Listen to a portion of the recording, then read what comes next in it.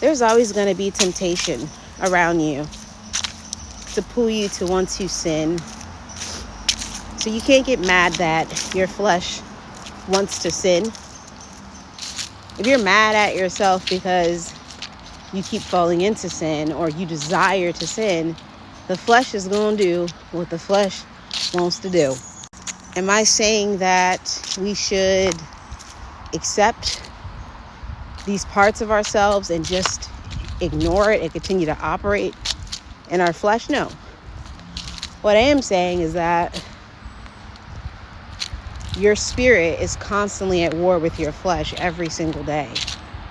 Every single day. You are fighting an unseen war. You don't see it because we don't always see the spiritual realm around us. If we were, a lot of us would be creeped out. But this world that we live in, there's just so many temptations and distractions. And honestly, people at the top who run entertainment, who are in charge of what we watch, what we see, what we hear, they are completely complicit in the dumbing down of our spiritual senses, okay? I don't watch TV. I really don't watch movies. I could care less for it. And I've always been that type of person, but it's very distracting. And it's meant to keep you completely spiritually unaware of what's going on around you, okay? When you're going through stress and when you're going through different problems in this system that they've created, it's like they make the problem and then they also give you the solution. The reason why we're stressed, the reason why a lot of us are overwhelmed every day is because of living in this system that they've created. And yet they want to say, well, we know you're stressed, we know you're depressed, here's some psych meds, right? Here's the TV show that you love, here's the alcohol, here's the weed, here's the sex, here's the club. Solve your problems with what we give you.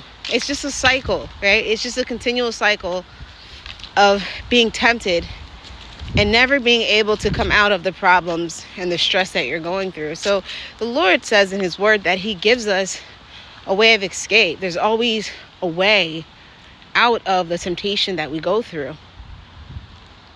And it's hard, but it's there for you. It's available for all of us. There's always room that we have to take the higher path and to be more like Christ. No one is forced to live like how the enemy wants them to live. It's a choice that we all make every day. You have the power, I have the power to live for God at any day, any moment, any second of our lives. And nobody can stop us from doing that. Okay? Even if you're in a position where it may be hard for you to serve God because you're living with people who aren't believers, or you're in societies or systems where your faith is being attacked, the Lord will give you a way of escape. He will give you a way out of that circumstance so you can serve him freely and wholly and live for him how he desires you to live for him.